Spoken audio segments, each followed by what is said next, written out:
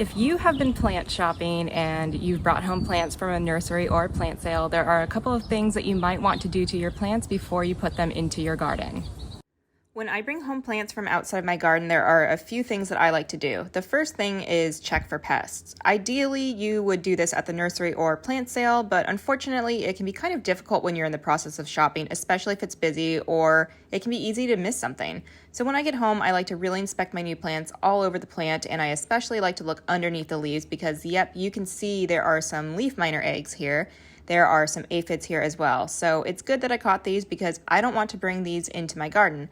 I already have all of these insects, but each one that doesn't make it into my garden is one less that can reproduce and repeat the cycle. If you wanted to, you could spray your new plants. I don't like to use toxic pesticides. I like to use something organic like this that does treat and prevent from those insects that I've found on these new plants. Or you could also use heavily diluted soapy water as well.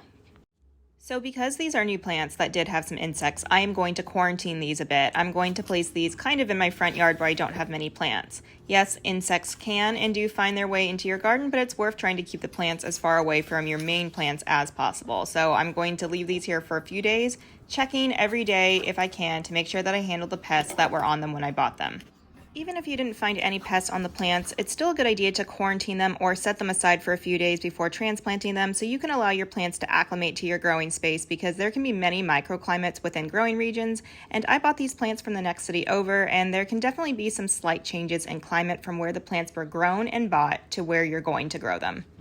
The last thing I like to do right when I bring new plants home is water them. Even if the soil looks like it's been watered recently, I personally like to give them water the day I bring them home so that I can get them on my watering schedule. I don't want to have to guess when they were last watered and think that just because the soil is wet that they might not need water for a while.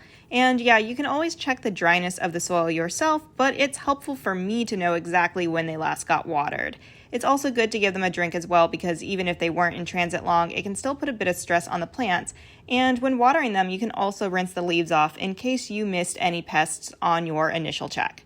Hopefully these tips help keep the pests in your garden down and helps you have some new thriving plants.